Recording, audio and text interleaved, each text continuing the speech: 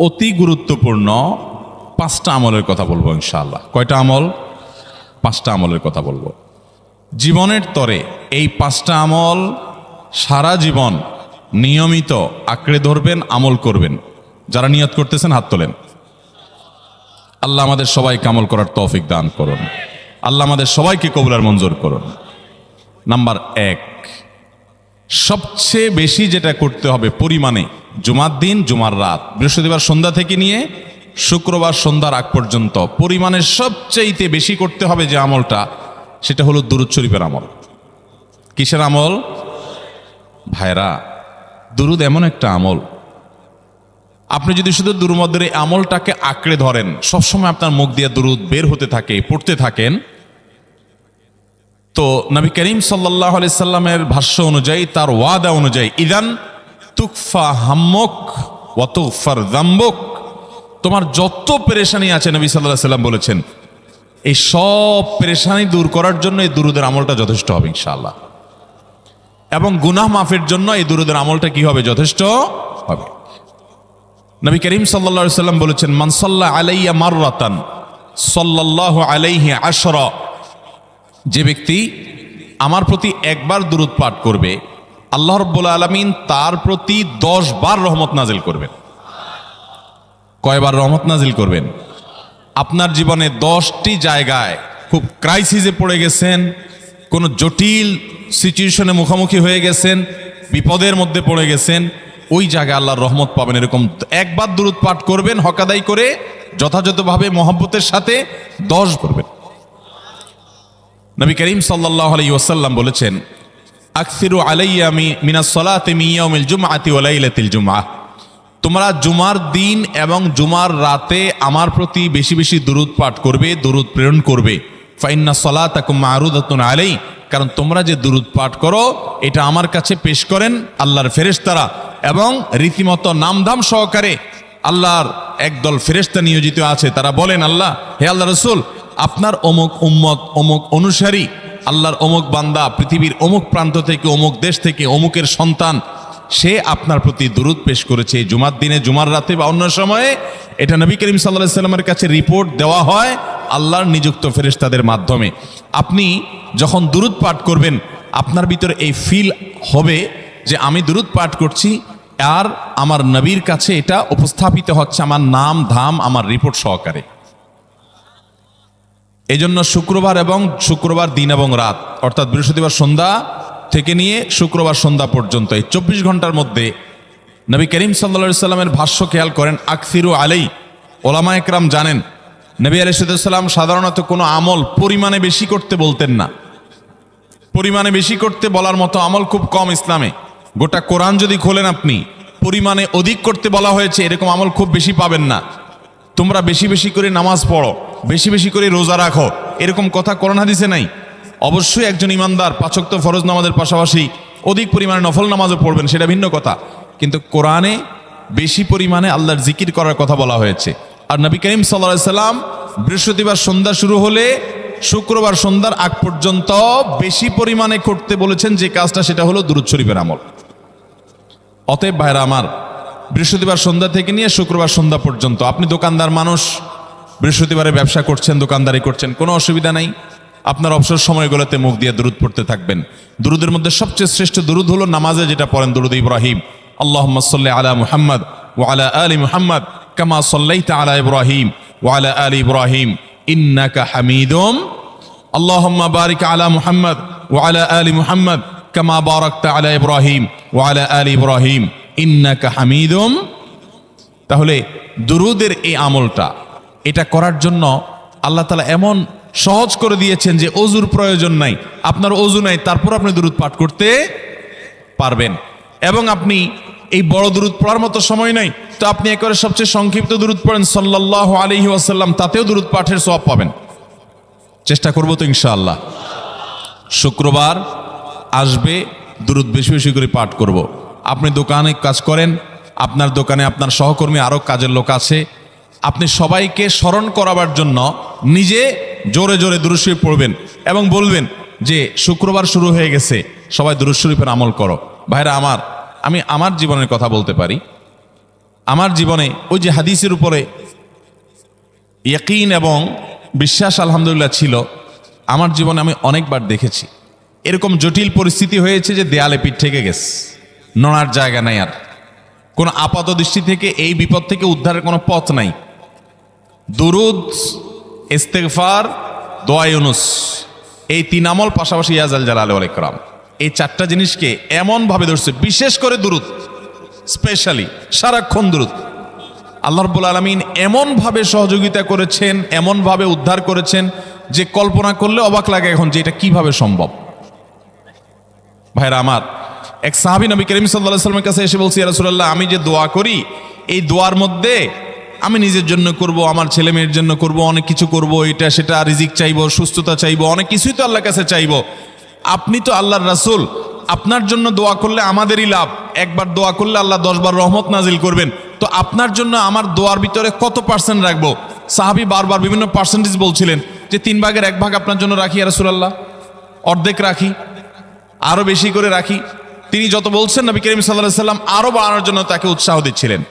এক পর্যায়ে যখন তিনি বললেন, ইয়া রাসূলুল্লাহ, আমি আমার কোন দোয়ার সবটুকু যখন আপনার জন্য নিবেদন করব, আমি কোন একবার যখন দোয়া করব, দোয়া শুধু আপনার জন্যই করব যখন, অর্থাৎ পিওর দুরূদ যখন পড়ব, নিজের জন্য আর কিছু চাইব না, শুধু আপনার জন্যই যদি চাই কোনোবার, তাহলে তখন নবী করিম সাল্লাল্লাহু আলাইহি ওয়াসাল্লাম বলেছেন, ইদান তুকফা হাম্মুক ওয়া তুগফার যামবুক, তাহলে তোমার সকল পেরেশানি থেকে উদ্ধারের জন্য এই দুরূদটাই যথেষ্ট হয়ে যাবে, এবং তোমার সকল গুনাহ মাফের জন্য এটা যথেষ্ট হয়ে যাবে।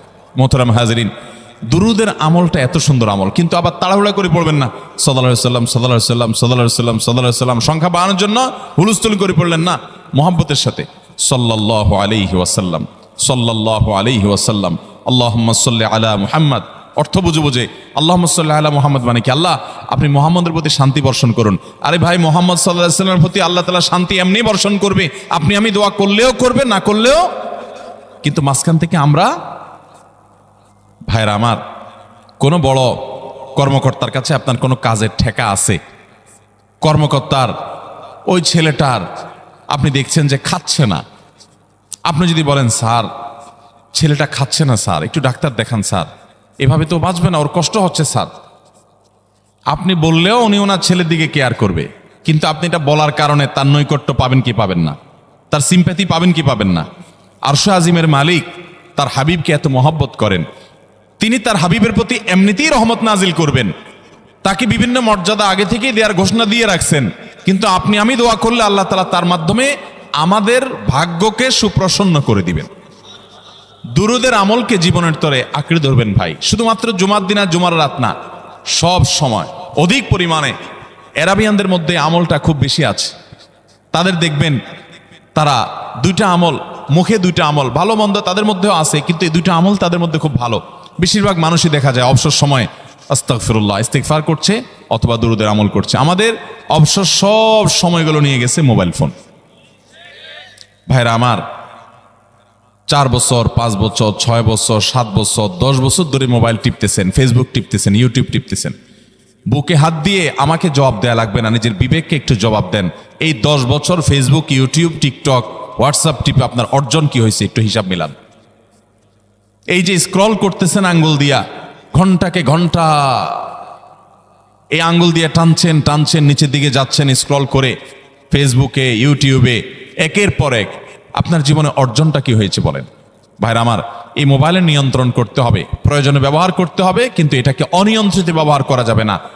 একেবারে যখন তখন সারাদিন টিপাটিপি করলেন, আজকাল তো পোলাপান টয়লেটে গেলেও নিয়ে যায়। আল্লাহ তাআলা আমাদেরকে এই রোগ থেকে বেঁচে থাকার তৌফিক দান করুন। ভাইরা আমার, জীবনটাকে পরিবর্তন করতে হয়, সারা জীবন তো একরকম থাকলে হবে না। বহুত পাগলামি করেছি, আসুন নিজেকে সংশোধন করি। তাহলে জুমার দিন উপলক্ষে 1 নম্বরের আমল বলেছি, বেশি বেশি কোন আমল করতে হবে?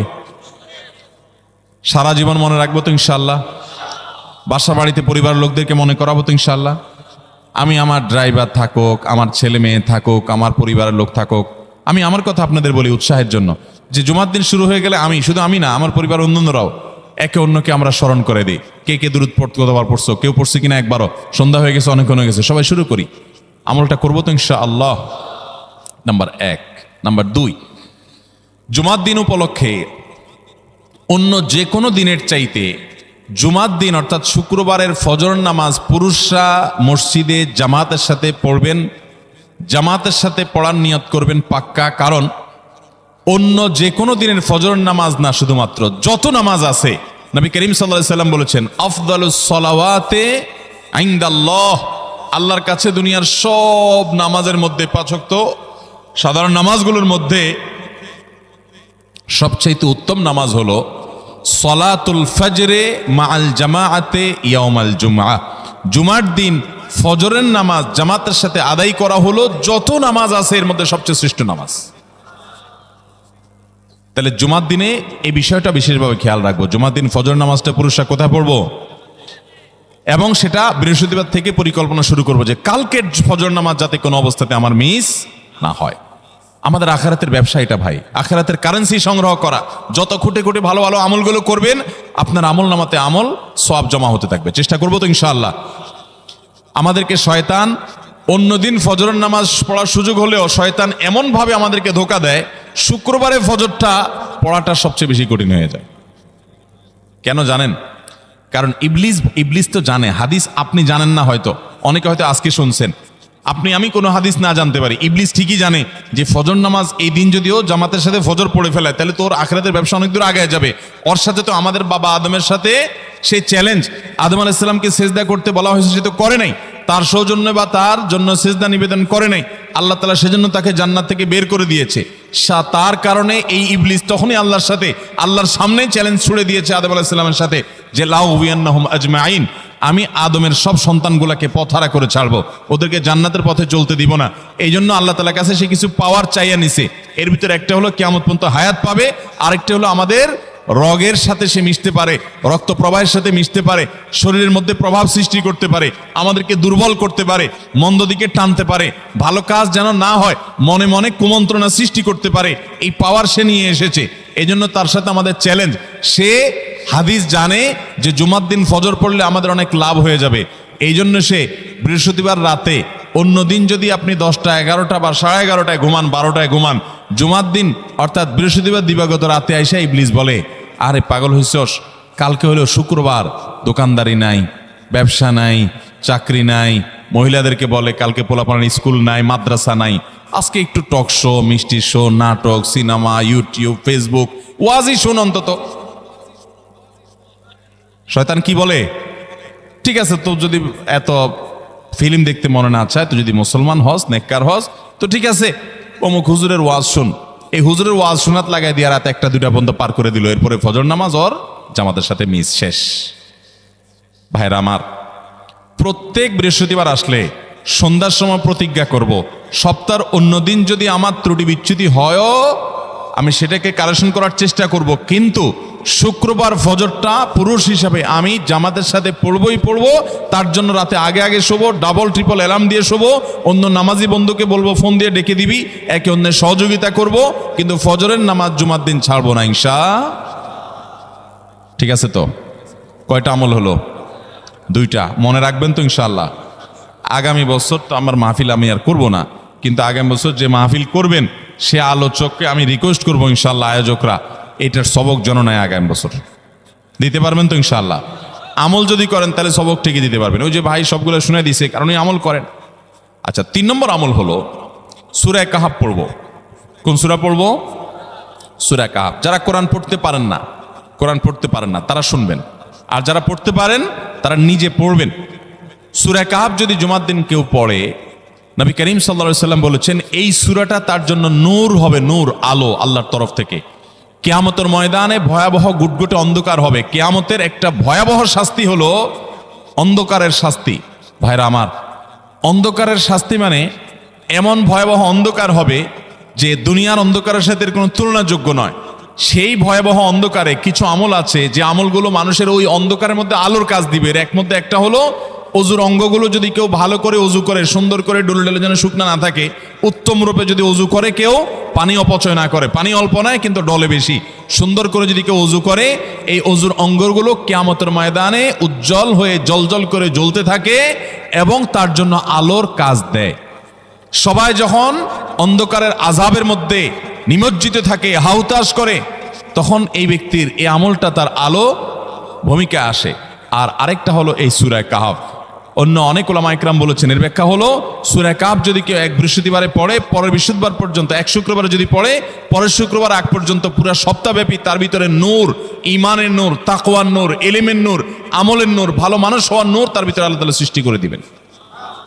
এই জন্য জুমার দিন সূরা কাহফ পড়বো তো ইনশাআল্লাহ। আলহামদুলিল্লাহ ভাই, আপনাদেরকে যে আমলগুলো করছি এগুলো আমি, আমার পরিবার সদস্য, পরিচিত, সহকর্মী, আমি চেষ্টা করি সবাইকে স্মরণ করানোর এবং আমল করার চেষ্টা করি। আপনাদেরকেও বলছি ভাই, জুমার দিন যেহেতু, অতএব আজকে জুমার দিন উপলক্ষে বলে যাচ্ছি, জুমার দিনের এই 14-15টা আমলের মধ্যে সামারি করে আমি 5টা আমল করে দিচ্ছি যে এগুলোর গুরুত্ব অনেক বেশি অন্য অনেকগুলো চাইতে, এগুলো বিশেষভাবে করব। তাহলে এর মধ্যে প্রথমটা চলে গেল দুরুদ বেশি বেশি করে পড়ব। দ্বিতীয়টা হলো জুমার দিনের ফজর নামাজ কোন অবস্থাতে জামাতের সাথে পড়া মিস করব না, কারণ নবী সাল্লাল্লাহু আলাইহি সাল্লাম বলেছেন সকল নামাজের মধ্যে সবচেয়ে সেরা, উত্তম, শ্রেষ্ঠ নামাজ অর্থাৎ ওয়াক্তিয়া নামাজের মধ্যে সবচেয়ে শ্রেষ্ঠ নামাজ হলো জুমার দিনের ফজরের নামাজ জামাতের সাথে পড়া। তাহলে মহিলারা কি করবে? মহিলারা পুরুষদেরকে উঠায় উঠায় মসজিদে পাঠিয়ে দিবে এবং সহযোগিতা করবে, তাহলে তার মাধ্যমে তারাও একই সওয়াব পেয়ে যাবে। আর 3 নম্বর আমলে বলেছিলাম সূরা কাহফ, এটা নারী পুরুষ সবাই করবে বেশি বেশি করে, ঠিক আছে তো ইনশাআল্লাহ? আমরা অনেক ভাই আছি সপ্তাহের 6 দিন আমাদের কোরআন পড়ার সুযোগ হয় না, তো অন্তত জুমার দিন সূরা কাহফটা যদি আপনি বাধ্যতামূলক করেন, আলহামদুলিল্লাহ, এটা অনেক বড় সূরা, পড়তে আপনার 20-25 মিনিট 30 মিনিট সময় পর্যন্ত লেগে যাবে। আপনি আধা ঘন্টা সময় ধরে যদি আস্তে আস্তে সুন্দর করে পড়েন, তো সপ্তাহে একবার অন্তত কোরআনের সাথে আপনি সময় দিলেন। আরেকটা সুসংবাদ শুনেন, সূরা কাহফ যদি কেউ মুখস্থ করে, তেলাওয়াত করে নিয়মিত, বিশেষ করে সূরা কাহফের প্রথম 10টা আয়াত যদি কেউ মুখস্থ করে, নবী করিম সাল্লাল্লাহু আলাইহি সাল্লাম বলেছেন কিয়ামতের আগে দাজ্জালের যে ফিতনা আসবে, যেই ফিতনায় বহু মানুষ দাজ্জালকে আল্লাহ মনে করে বেঈমান হয়ে জাহান্নামে যাবে, এই ফিতনা থেকে পৃথিবীতে এমন কোন নবী ছিল না, এমন কোন রাসূল আসেন নাই। এই মানব ইতিহাসের প্রথম মানুষ আদম আলাইহিস সালাম থেকে নিয়ে আমাদের মুহাম্মদ সাল্লাল্লাহু আলাইহি সাল্লাম পর্যন্ত এই লক্ষ লক্ষ যত নবী রাসূল এসেছে, সমস্ত নবী রাসূলরা একটা ব্যাপারে সাবধান করে গেছেন, দাজ্জাল আসবে, যে দাজ্জালের হাতে পাওয়ার থাকবে এত বেশি, অলৌকিকত্ব থাকবে এত বেশি, সে মরা মানুষকে জিন্দা করে ফেলবে, জিন্দা মানুষকে বলবে সে মরে যাবে, তার হাতেই সব কন্ট্রোলিং পাওয়ার থাকবে, দুনিয়ার সমস্ত রিজিক তার হাতে কক্ষিগত থাকবে, এমন পাওয়ার থাকবে তাকে দেখে মানুষ বলবে হ্যাঁ এই তো আল্লাহ, এই তো সব কিছু পারে, বেঈমান হয়ে যাবে। এই দাজ্জালের ফিতনায় তোমরা পড়বা না, বেঁচে থাকবা। বুদ্ধি দিয়া বিবেক দিয়ে মানুষ বাঁচতে পারবে না। দাজ্জালের ফিতনা থেকে বাঁচার জন্য সকল নবী রাসূলরা এই জন্য সাবধান করেছেন। আমাদের নবী সাল্লাল্লাহু আলাইহি সাল্লাম নামাজের শেষ বৈঠকে দোয়া মাসুরের জায়গায় একটা দোয়া পড়তেন, আল্লাহুম্মা ইন্নী আউযু বিকা মিন আযাবিন নার ওয়া আযাবিল কবর ওয়া আউযু বিকা মিন ফিতনাতিল মাহইয়া ওয়াল মামাত ওয়া আউযু বিকা মিন শাররি ফিতনাতিল মাসীহিদ দাজ্জাল। আল্লাহ আপনার কাছে দাজ্জালের ফিতনা থেকে পানা চাই। 1450 বছর হয়ে গেছে, এখনো দাজ্জালের আবির্ভাব হয় নাই, হবে কিয়ামতের আগে। কখন হবে আল্লাহ ভালো জানেন। কিন্তু নবী সাল্লাল্লাহু আলাইহি সাল্লাম বলেছেন সূরা কাহফের প্রথম 10 আয়াত যদি কেউ মুখস্থ করে, তো এই ব্যক্তিকে আল্লাহ রাব্বুল আলামিন এবং যদি তেলাওয়াত করে, এই ব্যক্তিকে আমলের মাধ্যমে দাজ্জালের ফিতনা থেকে আল্লাহ বাঁচিয়ে রাখবেন। দাজ্জাল তো অনেক পরের কথা, কোথাকার কোন আল্লাহর প্রতি অবিশ্বাসী মুশরিক বা কাফের খেলোয়াড় একটু পায়ের ভিলকি দেখায়, লক্ষ লক্ষ কোটি কোটি মানুষ হুমড়ি খেয়ে তার ভক্ত হয়ে ইমানি চেতনা, আমলি চেতনা, তাকওয়া, তাহারাত সব খুয়ে বসে থাকে। আর সেখানে দাজ্জালের মতো এরকম মিরাকল, সব মিরাকল তার হাতে থাকবে। এরকম পরিস্থিতি যখন আসবে তখন মানুষ কি করবে? এখন এই যে তথ্য প্রযুক্তির উন্নতির এই সময়ে কত মুসলমানের সন্তান বেঈমান হয়ে যাচ্ছে, বিজ্ঞানরাই তারা আল্লাহ বানায় বসে থাকতেছে, আছে না নাই? ধারণামূলক বিষয়কে তারা চূড়ান্ত বিষয় বানিয়ে বসে আছে, বেঈমান হয়ে যাচ্ছে। এবং টাকার যে কারিশমা, টাকা দিলে সব হয়ে যায়, টাকা নাই তো কিছুই হয় না। এই জন্য বেঈমান হয়ে অনেকে বলে যে টাকাই নাকি দ্বিতীয় খোদা, নাউজুবিল্লাহ। ভাইরা আমার, দুনিয়ার এই ভেলকি কি দেখছি আমরা, কিয়ামতের আগে ভেলকি আরো অনেক দেখবে আমাদের পরবর্তী প্রজন্ম, আমাদের ছেলে মেয়েরা, নাতিপুতিরা আরো অনেক ভেলকি দেখবে। এমন ভেলকি দেখবে যে তাদের আল্লাহর প্রতি ঈমান আনা, আখিরাতের প্রতি বিশ্বাস করাটা কঠিন থেকে কঠিন হয়ে যাবে। এরকম পরিস্থিতি তৈরি হবে দুনিয়াতে। তথ্য প্রযুক্তির উন্নতির নাম দিয়ে, এটার নাম দিয়ে, সেটার নাম দিয়ে মানুষের জীবনযাত্রা সহজ হবে, কিন্তু এর মাধ্যমে মানুষের ঈমান দুর্বল হওয়ার অনেক সম্ভাবনা, সংখ্যা তৈরি হবে এবং শয়তান সেগুলো সৃষ্টি করবে। এই আশঙ্কা থেকে বাঁচার জন্য সূরা কাহফটা হলো মহৌষধের মতো। অতএব জুমার দিন প্রত্যেক শুক্রবারে সূরা কাহফ পড়বো তো ইনশাআল্লাহ। মায়েরা, বোনেরা, আমরা ভাইয়েরা যারা আছি, বাবারা যারা আছি, আল্লাহর ওয়াস্তে জীবনের তরে নিয়ত করে নেন আজকের মাহফিল থেকে জীবনে কখনো বৃহস্পতিবার সন্ধ্যা থেকে শুক্রবার সন্ধ্যার আগ পর্যন্ত আমার হাজার ব্যস্ততা থাকুক, সূরা কাহাফটা পড়া ছাড়া আমি কোনো কাজ করব না আমি আল্লাহর অনেক বান্দাকে ব্যক্তিগতভাবে জানি, আমি নিজেও এতটা গুরুত্ব দিয়ে করতে পারি না। অনেক বড় সরকারি কর্মকর্তা, অনেক বড় পদের নাম আমি বলবো না, আমাকে বলে ভাই আমি মাগরিবের পর, ব্যক্তিগতভাবে আমি জানি উনি খুব সৎ মানুষ, সব মানুষ একরকম হয় না, সৎ মানুষ। উনি বললেন ভাই মাগরিবের পরে আমার ফ্যামিলির সব বাচ্চা কাচ্চা সবাইকে আমি বলি, আমি ব্যস্ত থাকলেও বলি যে মাগরিবের পরে আগে সবাই সূরা কাহাফটা পড়ে ফেলো, এরপর অন্য সব আমল। আমরাও চেষ্টা করবো না ইনশাআল্লাহ। কয়টা আমল গেল? ফরজ গোসল হলে ফরজ গোসল করবে, উত্তম রূপে গোসল করবে, ভালো করে গোসল করবে জুমার দিন। ওয়ামাশা ওয়ালা মিয়ার কাব, জুমার নামাজের জন্য পায়ে হেঁটে মসজিদে যাবে, বাহনে চড়বে না। কেউ যদি মাজুর হয় সে বাহনে চড়লেও চলবে, কিন্তু সাধারণ যারা সুস্থ আছেন পায়ে হেঁটে মসজিদে যাবেন, বাহনে চড়লেন না। জুমার দিনের কথা, জুমার নামাজের কথা। ওয়াদানা মিনাল ইমামে ওয়ালা মিয়ালগু, ইমামের কাছাকাছি গিয়ে বসবে, দূরে না, যত কাছে যেতে পারে একদম সামনের কাতার ইমামের কাছাকাছি গিয়ে বসবে। কোনো অনর্থক কথা বলবে না, দুনিয়াবি কথা বলবে না, বেহুদি কাজ করবে না। ওখানে গিয়ে যতক্ষণ সময় পাবে জিকির, আজকার, তেলাওয়াত, তাসবিহ, দোয়া, রোনাজারি, কান্নাকাটি, বই পড়া, দিনী কাজ করা, এর মধ্যে সে কাটাবে নিজেকে। এই কয়েকটা কাজ যদি করে তাহলে কাজ কয়টা হলো? আগে আগে ঘুম থেকে উঠা, ওই যে ফজর নামাজ জামাতের সাথে পড়া ইত্যাদি, গোসল করা উত্তম রূপে, আর পায়ে হেঁটে মসজিদে যাওয়া, বাহনে না চড়া। 4 নম্বর হলো ইমামের কাছাকাছি গিয়ে বসা, কোনো অনর্থক কাজ না করা। এই 4টা কাজ যদি কেউ জুমার দিনে করে, নবী করিম সাল্লাল্লাহু আলাইহি সাল্লাম বলেছেন ওই ব্যক্তি বাসা থেকে মসজিদ পর্যন্ত যে আসলো, যতগুলো পা ফেলবে, যতগুলো স্টেপ ফেলবে, যতগুলো কদম দিবে, প্রতিটা কদমের বিনিময়ে আল্লাহ রাব্বুল আলামিন তার অ্যাকাউন্টে, তার আমল নামাতে 1 বছর রাত জেগে, সারা রাত জেগে তাহাজ্জুদ নামাজ পড়লে এবং 1 বছর সারা দিন, প্রত্যেকটা দিন পুরা বছর জুড়ে নফল রোজা রাখলে যে পরিমাণ সওয়াব পাইতো, 1 বছর নফল রোজা, 1 বছর রাতভর জেগে তাহাজ্জুদের নামাজ পড়ার সওয়াব মাত্র একটা কদম ফেলার বিনিময়ে দিবেন। তাহলে আপনার বাসা থেকে যদি মসজিদে আসতে 100টা কদম হয়, 100 বছরের নফল নামাজ, 100 বছরের নফল রোজা, আপনি এটার সওয়াব আপনার অ্যাকাউন্টে জুমার দিন মাত্র 4টা কাজ করার মাধ্যমে আপনি পেয়ে যাবেন। এবং এটি অনেক হাদিস বিশ্লেষকগণ বলেছেন, কোরআন হাদিসে বহু ফজিলতের কথাই বলা আছে। এত বিপুল পরিমাণে, এত অধিক পরিমাণে সওয়াবের কথা যে কারো বাসা থেকে অনেকের আছে যেতে 500 স্টেপ পড়বে। 500 স্টেপ পড়লে কতটুকু হয়? সামান্য একটু জায়গা যেতে 500 কদম হয়ে যায়। অনেকের বাসা থেকে যদি 500 কদম পড়ে 300 কদম হয়, তো সে এই 500 বছর নফল নামাজ, নফল রোজা, রাত ভর দিন ভর করার সওয়াব, কন্টিনিউয়াসলি করার সওয়াব মাত্র এই মসজিদে গেল, আসলো, এই 4টা শর্ত পূরণ করে সেইটা সওয়াবটা পেতে পারে। যদি সপ্তাহে 4 জমা হয় তাহলে 4 বার 500 করে যদি হলো 2000 বছর, এভাবে তার আমল নামাজের সওয়াবের পাহাড় সে জমা করতে পারে শুক্রবারের ছোট্ট আমলটার মাধ্যমে। চেষ্টা করব না ইনশাআল্লাহ।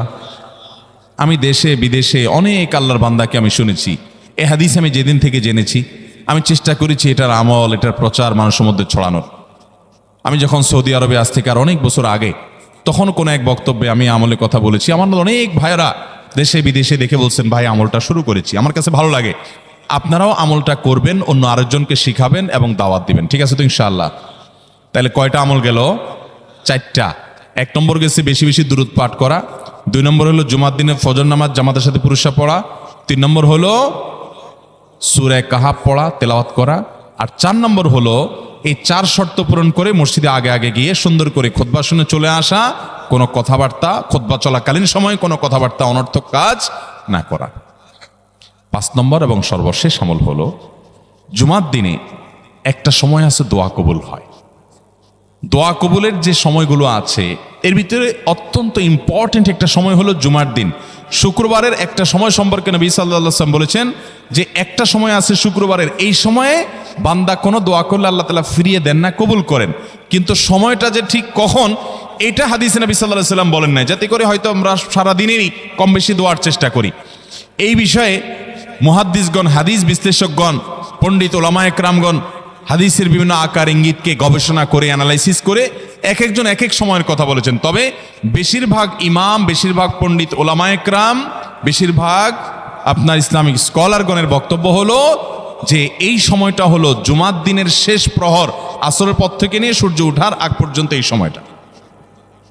অতএব আমরা জুমার দিনের 5 নম্বর আমল হলো বেশি বেশি করে সারাদিনই কম বেশি দোয়া করব। দোয়ার জন্য সবসময় হাত তোলাও জরুরি না, যদিও সাধারণ অবস্থায় দোয়ার জন্য হাত তোলা আদব, কিন্তু আপনি চলতে ফিরতে উঠতে বসতে কাজের ফাঁকে আপনি আল্লাহর কাছে মনে মনে দোয়া নিবেদন করবেন। অনেক চাওয়া আমাদের কাছে, আমাদের আল্লাহর কাছে আছে। ভাইরা আমার, নবী আলাইহিস সালাম বলেছেন কারোর পায়ের জুতার ফিতাটা ছিঁড়ে গেছে হাঁটার সময়, এটার এমন কি লাগালে ঠিক হয়ে যাবে, কিন্তু একজন ইমানদার ওইটার জন্য সে আল্লাহর কাছে সাহায্য চাইবে, আল্লাহ এটাও একটা বিপদ, একটা ছোট বিপদ থেকে অনেক কিছু ঘটে যায়, আপনি আমাকে উদ্ধার করেন। সে সবসময় আল্লাহর দিকে মনোনিবেশ করবে।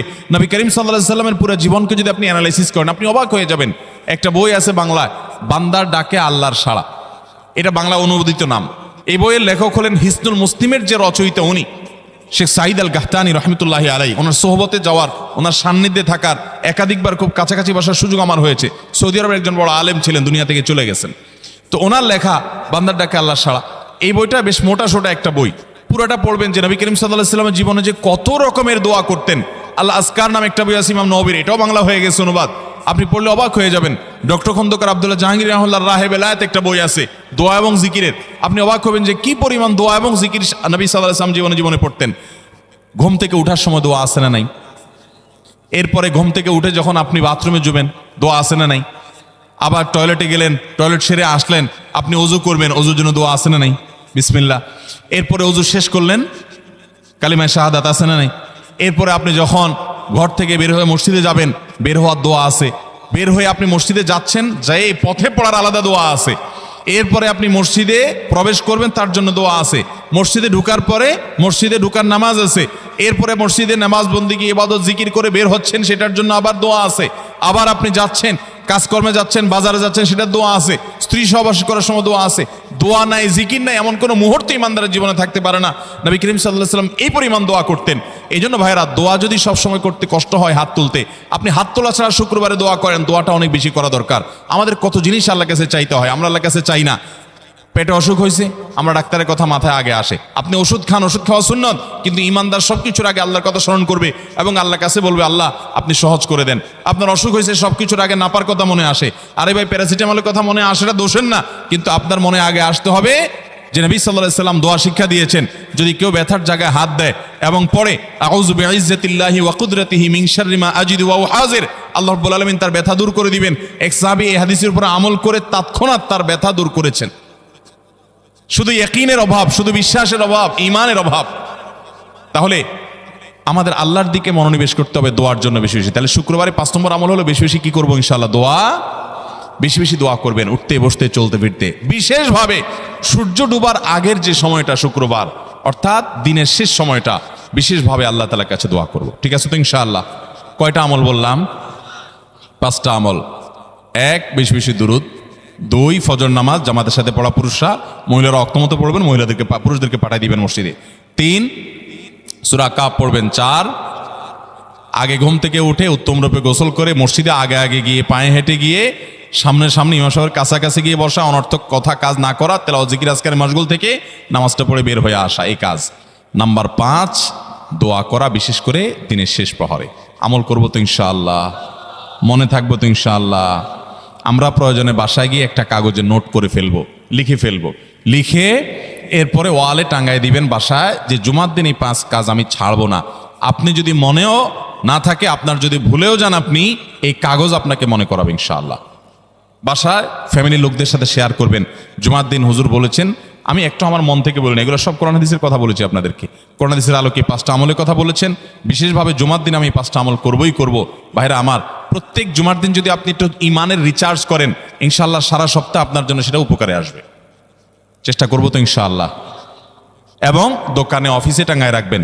যারা এই টাঙ্গায় রাখার আমলটা করবেন, আয়োজক যারা আছেন, আপনাদের কাছে আমার অনুরোধ, যে ভাইরা এই কাজটা করছেন, ওনারা যদি আয়োজকদের মাধ্যমে ছবিটা আমার কাছে পাঠাইতে পারেন, আমার অফিসে নিয়ে আমি ইনশাআল্লাহ নিজে হাতে তাদের পুরস্কার দেব।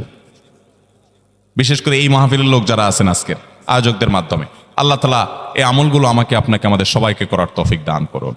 আমল মনে রাখবো তো ইনশাআল্লাহ? আমল করবো তো ইনশাআল্লাহ? যাদের কাজ আছে, ফজর নামাজটা বিশেষ করে মিস হবে মনে হয়, তারা যাইতে পারেন, কোনো অসুবিধা নেই। অন্যান্য সময় আমরা সাধারণত দেখি যে মানুষ ঠেকায় না, মানুষ ঠেকায় না, বিশেষ করে রাত বেশি হয়ে গেলে ফজর নামাজ মিস হবে, এই আশঙ্কা হলে আপনার বসার চাইতে বরং যাওয়া ভালো। যাই হোক ভাই, কিন্তু আওয়াজ না করি, সবাই আওয়াজ বন্ধ করি ভাই। প্রশ্ন উত্তরে যাই আমরা, বিসমিল্লাহ। প্রথম প্রশ্ন, মেয়েদের মডেলিং বোরকা পর্দার জন্য কতটুকু জায়েজ? আপনারা অনেকে বোরকা বিক্রি করেন না, এখানে আছে না ভাইরা আমার? যে সমস্ত বোরকার মধ্যে কারুকার্য আছে অনেক বেশি, বোরকার মধ্যে আবার মডেলিং হয়, অবাক করা বিষয়। কিয়ামতের আগে যে আসলে আরো কত কিছু হবে। এই বোরকার উপরে যদি মডেলিং কারুকার্য হয়, চাকচিক্য হয়, বোরকা যদি খুব টাইট ফিট হয়, বোরকা যদি এমন হয় যে বোরকা বরং পুরুষের দৃষ্টিকে আরো বেশি আকর্ষণ করে, তাহলে এই বোরকা ঢাকার জন্য আরেকটা বোরকা লাগবে। তা না হলে পর্দা হবে। পর্দার উদ্দেশ্য হলো নিজের সৌন্দর্যকে অনাবৃত করা, নিজের সৌন্দর্যকে ঢেকে রাখা, এটাই হলো পর্দার কি উদ্দেশ্য। সেখানে যদি পর্দার উদ্দেশ্যটাই নষ্ট হয়ে যায়, তাহলে এই বোরকা পরলে পর্দা করার যে নির্দেশ সেটা পালন হবে। ভাইরা আমার, এই জন্য টেডি মার্কা বোরকা, আপনার এই মডেলিং মার্কা বোরকা, স্টাইলিশ বোরকা, এগুলা পর্দা হবে না এগুলা দ্বারা। হ্যাঁ, কোনো নারী তিনি খোলামেলা চলাফেরা করেন, তিনি দিনের পথে মাত্র আসছেন, মডেলিং দিয়ে শুরু করছেন, আস্তে আস্তে ইনশাল্লাহ পিওর বোরকা যাবেন, হ্যাঁ, সেই হিসাবে তার জন্য আমি বলতে পারি এটা ওজোর, ঠিক আছে, উনি চেষ্টা করেছেন, শুরুটা অন্তত করেছেন। কিন্তু ভাইরা, পরিপূর্ণ পর্দা করতে চাইলে এই মডেলিং বা স্টাইল মার্কা বোরকা হবে। আচ্ছা বলেন তো, আপনার আমার মা বোন বা স্ত্রীকে যদি আমরা বাহিরে নিয়ে যাই, তাদের সাথে আমরা বাহিরে যাই, তারা যদি খোলামেলা পোশাক পরে যায় বা এমন পোশাক পরে যায় যেটা সব পুরুষের দৃষ্টিকে আকৃষ্ট করে, তাহলে অন্য সব পুরুষরা তার দিকে তাকাইলে আপনার কাছে ভালো লাগে না খারাপ লাগে? কেমনে খারাপ লাগে?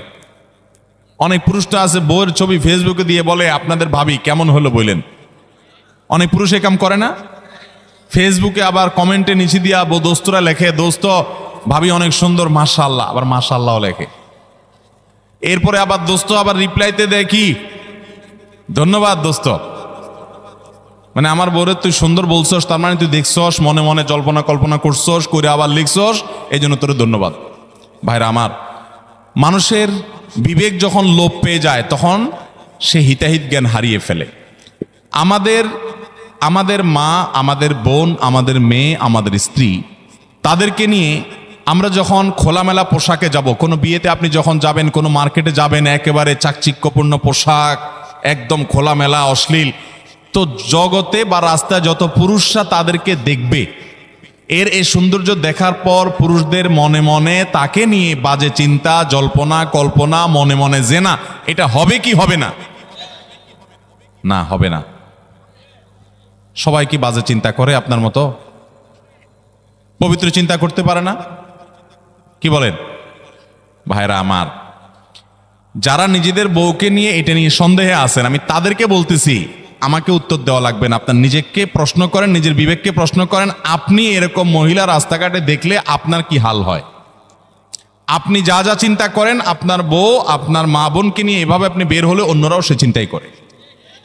আল্লাহ আমাদের বিবেকটাকে খোলার তৌফিক দান করুন। আমি মিডল ইস্টে, বিশেষ করে সৌদি আরবে অনেক মানুষ দেখছি, দিনদারির নামগন্ধ নেয়, টাকা নিচে সে জুব্বা পরে, হারাম কাজ করে, বিড়ি খায়, সিগারেট খায়, 2 নম্বরই করে, মানে মুসলমান হিসেবে কোনো ভালো মুসলমান না।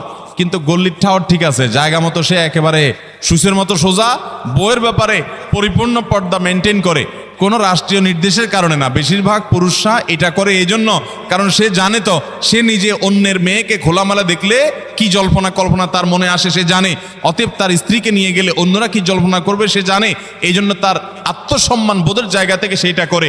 মুসলমান নারী, তার ভিতরে আত্মসম্মান বোধ থাকবে যে আমাকে নিয়ে মানুষ বাজে চিন্তা করবে, জল্পনা কল্পনা করবে, নোংরা চিন্তা করবে, এটা কোনো নারী করতে দিতে পারে?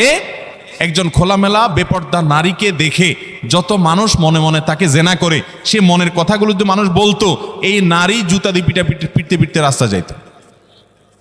কিন্তু সে মনে মনে মানুষের এই জেনার কাজ সে করে যাচ্ছে। আল্লাহ আমাদেরকে পর্দার গুরুত্ব বোঝার তৌফিক দান করুন। এটা নারীর জন্য অসম্মান না, এটা নারীর জন্য বরং সম্মানের, এটা নারীর ইজ্জত রক্ষার জন্য সবচেয়ে বড় মাধ্যম। আমাদের সেকুলার, অতি সেকুলার, উগ্র নাস্তিক বন্ধুরা বলে যে হুজুরদের মনটাই খারাপ, এই বেটারা বলে মহিলা দেখতে বলে তাদের বলে অবস্থা খারাপ হয়, এই বেটাদের চরিত্রই খারাপ। অর্থাৎ আমাদের এই ভাইরা যারা এই সমালোচনা করতেছেন, আমাদের এই ভাইগুলোর দ্বারা মনে হচ্ছে যে ওনাদের মনের ভিতরে কোনো এই সমস্ত বাজে চিন্তা আসে না, ওনাদের মনটা একদম ফেরেশতার মতো পবিত্র। এরকম যাদের কোনো চিন্তা জল্পনা কল্পনা আসে না, এরা হয় মিথ্যুক আর না হলে রুগী। হয় এগুলারে ডাক্তার দেখাইতে হবে, পুরুষত্বের ঘাটতি আছে, আর নাহলে মিথ্যুক। আল্লাহ তাআলা সৃষ্টি করেছেন এভাবে, তোমার কোনো মনে চিন্তাই বাজে আসে না, তোমার মতো এই অসুস্থ মানুষ, তোমার তো হাসপাতালে ভর্তি হওয়া উচিত। আল্লাহ রাব্বুল আলামিন আমাদেরকে পর্দার গুরুত্ব বোঝার তৌফিক দান করুন। অনেক পুরুষ আছে নিজের বউয়ের জন্য চাকচিক্যপূর্ণ বোরকা পরে নিয়ে যান। না ভাই, আপনার বউর যত সাজগোজ সব বাসা বাড়িতে হবে একান্তে। আপনি বাইরে রাস্তাঘাটে কেন বিলে বেড়াচ্ছেন? মহর দিয়ে বিয়ে করছেন, আপনি আর রাস্তাঘাটে মানুষকে দেখা বেড়াচ্ছেন। আত্মসম্মান বোধ থাকা উচিত। আল্লাহ আমাদেরকে পর্দার গুরুত্ব বোঝার তৌফিক দান করুন। তাহলে স্টাইলি বোরকা এগুলো পড়লে কিন্তু কাজ হবে না, বোরকার কাজ হবে না। আমি এখান থেকে গ্রামে যাব এবং ওই দিনই আবার চলে আসব, এক্ষেত্রে আমার নামাজ কি কসর করতে হবে? দেখুন, গ্রামে আমরা প্রত্যেকে যার যার বাড়িতে যখন যাব, সেটা আমাদের মূল ঠিকানা, আসল ঠিকানা হলে সেখানে আমি 1 ঘন্টার জন্য যদি যাই, নামাজ আমাকে পুরা পড়তে হবে। নিজের স্থায়ী ঠিকানাতে কখনো কসর হয়? পথে কসর হবে। বাড়িতে যখন চলে গেছেন, আপনার বাড়ি কুমিল্লাতে, আপনার বাড়ি চট্টগ্রামে, আপনার বাড়ি বগুড়াতে বা খুলনাতে বা সিলেটে, আপনার বাড়ি যেখানেই হোক না কেন, যখন সফরের দূরত্ব হবে, নিজের স্থায়ী ঠিকানায় 1 ঘন্টার জন্য যদি যান, সেখানে পুরো নামাজ পড়তে হবে, কসর চলবে। কিন্তু কিছু লোক আছে, গ্রামে বাড়ি আছে ঠিক আছে, কিন্তু তাদের গ্রামের বাড়ি এখন আর স্থায়ী ঠিকানা না। ধরুন আপনি ঢাকা শহরে বাড়ি কিনছেন বা ফ্ল্যাট কিনছেন, পাসপোর্টে, এনআইডিতে, সরকারি সব কাগজে পত্রে ঠিকানাতে আপনি স্থায়ী ঠিকানাও এটা, বর্তমান ঠিকানাও এটা। গ্রামের বাড়ি আছে কিন্তু ওটা আপনার স্থায়ীও না, বর্তমান ঠিকানাও না, জাস্ট বেড়াইতে যান, ভাই বেড়াদাররা আছে, অন্যরা আছে, তাহলে ওইটাতে আপনি গেস্ট, সেখানে আপনি কসর পড়বেন। এবং এটা আপনার স্থায়ী এবং বর্তমান ঠিকানা হলে, অনেকে আছে বাড়িতে জমি জমা আছে, শুধুমাত্র থাকার ঘরবাড়িও নাই এবং ভাগযোগ হয়ে গেছে, সে শুধু গেস্ট হিসেবে যায়, ভাইদের মেহমান হয়ে যায়, তাহলে সে কসর পড়বে। আর না হলে স্থায়ী ঠিকানায় গেলে 1 ঘন্টার জন্য সে কি করতে হবে? পুরো নামাজ পড়তে হবে, যদি স্থায়ী ঠিকানা হয় তার গ্রাম। এরপরে প্রশ্ন হলো, আমি অনেকবার তওবা করেছি, প্রত্যেকবারই ভঙ্গ হয়েছে, তাহলে কি আমি মুনাফিক হয়ে গেছি? না ভাই, তওবা হওয়ার পর তওবা ভেঙে যাওয়াটা অস্বাভাবিক নয়। আপনারা খুশি হবেন শুনে, আমাদের রব আল্লাহ রাব্বুল আলামিনের একটা গুণবাচক নাম হলো তাওয়াব। কি নাম ভাই? তাওয়াবের মানে জানেন? আল্লাহু আকবার। রিপিটেডলি, বারবার যিনি বান্দার তওবা কবুল করেন। এই জন্য ভাই, একবার গুনাহ হয়ে গেছে, আল্লাহর কাছে তওবা করেছেন, চেষ্টা করছেন যে আর যেন না হয়, কিন্তু আবার শয়তান কাত করে ফেলে দিয়েছে, আবারও তওবা করে ফেলবেন এবং দুর্বল হবেন না। এখানে ইবলিস আপনাকে বলবে, তুই এতবার একই কাজ করে তওবা করছস আল্লাহর কাছে, আবার কোন মুখে তওবা করবি? থাক, বাদ দে। আপনার তওবা থেকে দূরে সরাবে। এটা হলো শয়তানের সবচেয়ে বড় অস্ত্র। কখনো নিরাশ হওয়া যাবে না। তওবা আগের বারের চাইতে পরের বারটা আরো স্ট্রং করবেন, যে ঠিক আছে আগের বারটা তওবা আমি দুর্বল ছিল, এটাকে আরো স্ট্রং করব, চেষ্টা করবো না ইনশাআল্লাহ।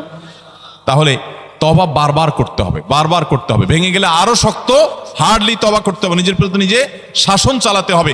এভাবে ইনশাআল্লাহ সামনে আগাইতে হবে। ভারতবর্ষে একজন কবি বলেছেন, আরে ইয়ে কুস্তি তো হয় অমর ভর কি, কবি ও দাবালে কবি তু দাবালে। ইবলিসের সাথে তোমার এই লড়াই তো সারা জীবনের। কখনো ইবলিস তোমাকে কাত করে ফেলে দিবে, তোমার দ্বারা গুনাহ করে ফেলবে, আবার কখনো চোখের পানি ফেলে কেঁদে কেটে আল্লাহর কাছে একান্তে। ভাইরা, কিছু নির্জন সময় কাটানো দরকার। আমাদের কোনো নির্জন সময় নাই। নির্জন সময় হলে ওই মোবাইলে আমরা ঢুকে পড়ি, মোবাইল টোবাইল বন্ধ করে ফেলে দিনে রাতে 24 ঘন্টার ভিতরে 5 ওয়াক্ত নামাজের পরে আগে যে কোনো সময় অন্তত 2-4-5টা মিনিট একটু চিন্তা ভাবনা করবেন, একটু নিজের হিসাব মিলাবেন, আল্লাহর সাথে কথা বলবেন। আজকে একটা গুনাহ হয়ে গেছে, আজকে একটা কাস্টমার মহিলা আসছে, তার সৌন্দর্য দেখে তাকে নিয়ে বাজে চিন্তা জল্পনা কল্পনা করেছি, নোংরামি করেছেন, গুনাহ কাজ করেছেন। কোনো কাস্টমার এসেছে, তার সাথে ফাঁকি ঝুঁকি দিয়েছেন, 2 নাম্বারই করেছেন, মিথ্যা কথা বলেছেন, কিনা দর এত আসে বলেছেন, আসলে এত আসে নাই। এই যে মিথ্যা বলেছেন কয়টা টাকার জন্য, এই টাকা দুনিয়াতে থেকে যাবে, মিথ্যাটা আপনার আমলনামা যুক্ত হয়ে আখিরাতে যাবে। এইসব কথা চিন্তা করে আল্লাহর কাছে চোখের পানি ফেলে একান্তে, আল্লাহ করে ফেলেছি আজকে শয়তানের পালায় পড়ে, আল্লাহ খেয়াল ছিল না, আপনি মাফ করে দেন।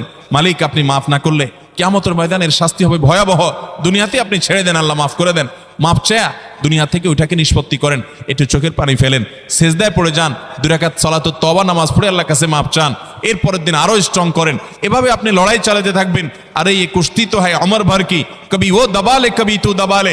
শয়তান গুনাহ কমা আপনার দ্বারা করায় সে জিতে যাবে, আর আপনি তওবা করে চোখের পানি ফেলে গুনাহ মাফ করিয়ে তারপরে আপনি শয়তানের উপরে জিতে যাবেন। তওবা করতে থাকবো তো ইনশাআল্লাহ। তওবা করতে কখনো ক্লান্ত হবেন, তওবা অব্যাহত রাখবেন, অনবরত রাখবেন। দুনিয়াতে কোনো ফেরেশতা মানুষ নাই, সবাই গুনাহ